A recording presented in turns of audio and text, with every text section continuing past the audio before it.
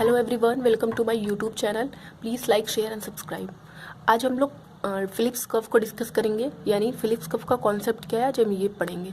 तो Phillips curve जो होता है वो हमेशा इन्फ्लेशन और अनएम्प्लॉयमेंट के बीच हमेशा इन्वर्स रिलेशनशिप बताता है। यानी अगर इन्फ्लेशन इंक्रीज़ करता है तो हमारा अनएम्प्लॉयमेंट जो होगा वो डिक्रीज़ करेगा, और इन्फ्लेशन अगर डिक्रीज़ करता है तो अनएम्प्लॉयमेंट हमारा इंक्रीज़ करेगा। यानी जब महंगाई बढ़ेगी तो उस वक्त बेरोज़गारी जो है वो कम होगी, और जब महंगाई कम होगी तो हमारी बेरोज़गारी जो है वो ज़्यादा होगी। यानी महंगाई जब बढ़ रही है तो उस वक्त बेरोज़गारी कैसे कम होगी, हम लोग यहाँ पे देखेंगे। अगर इन्फ्लेशन हमारा है, हमारे मार्केट में इन्फ्लेशन क्रिएट हो गया है, यानी इन्फ्लेशन का मतलब हमारा जब एग्रीगेट डिमांड ग्रेटर देन हो एग्रीगेट सप्लाई के, यानी लोग डिमांड ज़्यादा कर रहे हैं लेकिन सप्लाई हमारी कम है।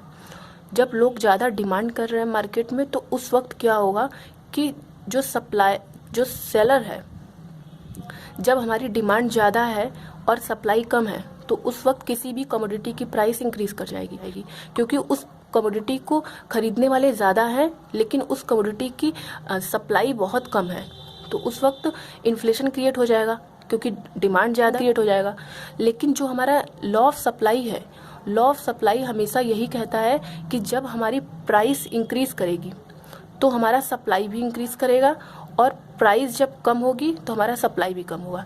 यानी अगर किसी भी कमोडिटी की प्राइस इंक्रीज़ करती है तो उस वक्त एक सेलर अपने सप्लाई को भी इंक्रीज़ कर देता है, क्योंकि वो ज़्यादा से ज़्यादा प्रॉफिट कमाना चाहता है, क्योंकि उसको लगता है कि जब प्राइस बढ़ी रहेगी तो उसको ज़्यादा से ज़्यादा प्रॉफिट होगा, और जब प्राइस कम होगा तो वो अपने सेलर जो होता है वो अपने सप्लाई को कम कर देता है।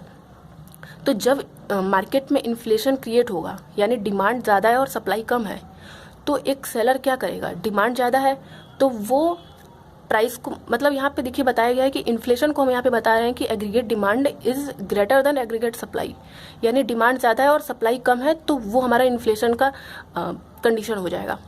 तो जब इन्फ्लेशन क्रिएट होता है हमारे मार्केट में तो एक सेलर, एक सप्लायर क्या करता है कि वो अपने प्रोडक्शन को इंक्रीज़ करता है, क्योंकि डिमांड ज़्यादा है सप्लाई कम है तो वो सप्लाई को ज़्यादा करेगा, तभी तो वो फुलफिल हो पाएगा, मार्केट इक्विलिब्रियम में आएगा, तो वो अपने प्रोडक्शन को इंक्रीज़ कर देगा। जब वो अपने प्रोडक्शन को इंक्रीज़ करेगा तो उस प्रोडक्ट को बनाने के लिए उससे फैक्ट्री लगानी पड़ेगी, या फिर मतलब जितने भी जो भी प्रोडक्ट हैं उसको क्रिएट करने के लिए कुछ तो उसको बनाना पड़ेगा।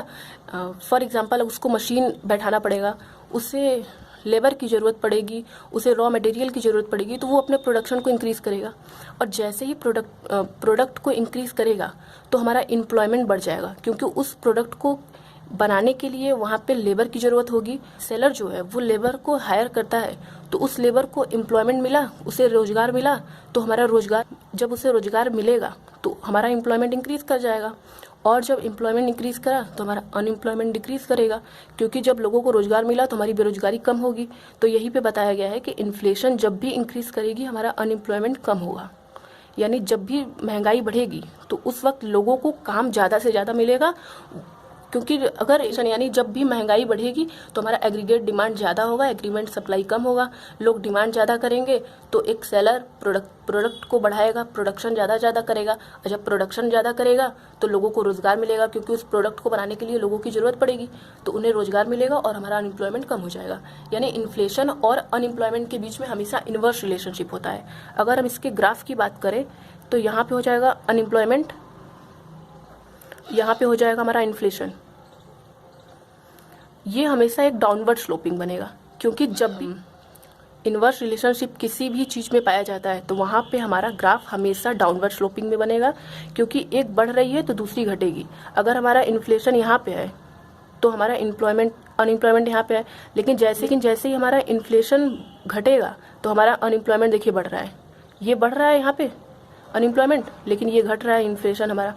यानी इन्फ्लेशन और अनएम्प्लॉयमेंट के बीच में हमेशा रिलेशनशिप जो होता है वो नेगेटिव का होता है, वो इन्वर्स होता है। तो यही हमारा है फिलिप्स कर्व। आई होप आपको ये वीडियो ज़रूर पसंद आया होगा। अगर वीडियो पसंद आया हो तो चैनल को लाइक, शेयर एंड सब्सक्राइब जरूर करें।